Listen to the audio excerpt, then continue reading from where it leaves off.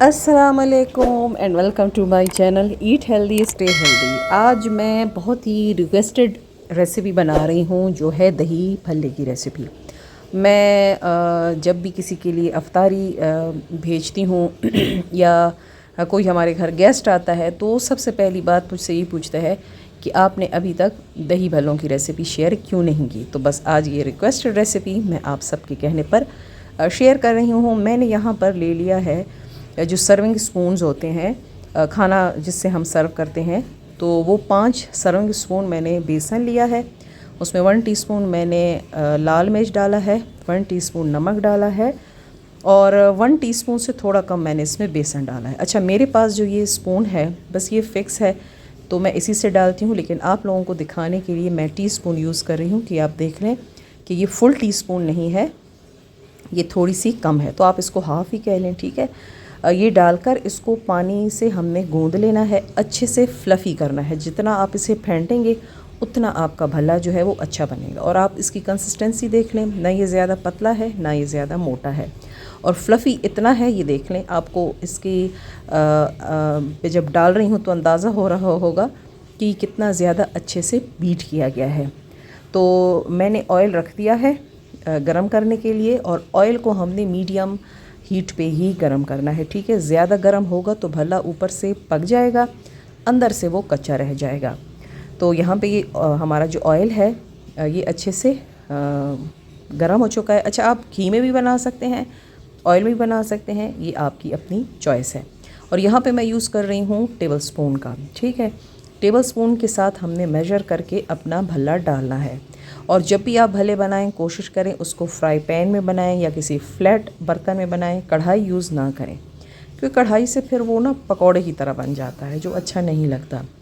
तो इस तरीके से हम डालते जाएंगे और फिर आप इसकी लुक देखेंगे कितनी अच्छी लगती है। और आप नॉर्मली बाज़ार में भी जब देखते हैं ना तो वो भला इसी तरह का होता है, थोड़ा सा फ्लैट सा होता है, मतलब पकौड़े की तरह बड़ा नहीं होता। तो उसका उसूल यही है कि आपने इसको फ्लैट बर्तन में फ्राई करना है, ठीक है। और ये देखें, जैसे ही मैंने इसे डाला इसके ऊपर जो आपको एक जाली सी नज़र आ रही है, एक नेट सा बन गया है।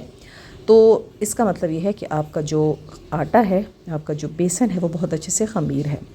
और आपने तकरीबन इसे 1 घंटा जो है तो छोड़ना है ताकि वो अच्छे से ख़मीर हो जाए, तो तभी आपके भल्ले जो हैं वो अच्छे बनेंगे। और आप देखें यहाँ पे ये अच्छे से फ्राई हो चुके हैं, कलर इनका अच्छे से गोल्डन हो चुका है। और बस ये जब तकरीबन सारे हो जाएंगे तो मैंने साथ ही पानी रखा हुआ है। पानी में फिर हमने इनको इस तरह से घी से निकाल के, ऑयल से निकाल के तो डायरेक्ट पानी में डाल देना है। जब मैंने पानी में डाला था तो मैं उसकी वीडियो नहीं बना सकी। यहाँ पे मेरे पास है 1 किलो दही, और इसमें मैंने थोड़ा सा पानी ऐड करना है, तकरीबन हाफ़ गिलास जितना। और फिर हमने इसमें 1 टीस्पून नमक ऐड करनी है और 1 टेबलस्पून चाट मसाला। चाट मसाला आप अपने टेस्ट के मुताबिक यूज़ कर सकते हैं। मैं ओरिजिनल वही रेसिपी बता रही हूँ जो मैं अपने घर में बनाती हूँ, और जो लोगों की बड़ी रिक्वेस्ट आ रही थी, व्हाट्सएप पे मैसेजेस आते थे कि आप ये रेसिपी शेयर करें, तो इसलिए मैं ओरिजिनल अपनी रेसिपी ही बता रही हूँ। कोई इसमें हमने एडिशन नहीं करना, कोई प्याज टमाटर आलू कुछ भी नहीं डालने। सिंपल हमने इसमें चाट मसाला और नमक डाला है, थोड़ा सा पानी डाल दिया ताकि दही जो है वो थोड़ा सा पतला हो जाए, क्योंकि दही बहुत ज़्यादा थिक था। और ये भी याद रखें कि अगर आप भल्लों में ज़्यादा गहरा दही डालेंगे तो वो एकदम से सोख कर लेंगे। तो बेहतर ये है कि जब आप मतलब सर्व करने लगे ना अफ्तारी से चंद मिनट पहले ही उनको इस तरह से दही में डालें।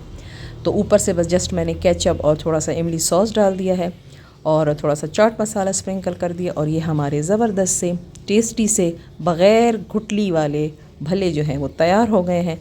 तो मैं उम्मीद करती हूँ कि आपको आज की ये रेसिपी अच्छी लगी होगी। अच्छी लगी है तो मुझे लाइक शेयर और कमेंट ज़रूर कर दें। मेरे चैनल पर नए हैं तो उसे सब्सक्राइब कर दीजिए। अल्लाह हाफ़िज़।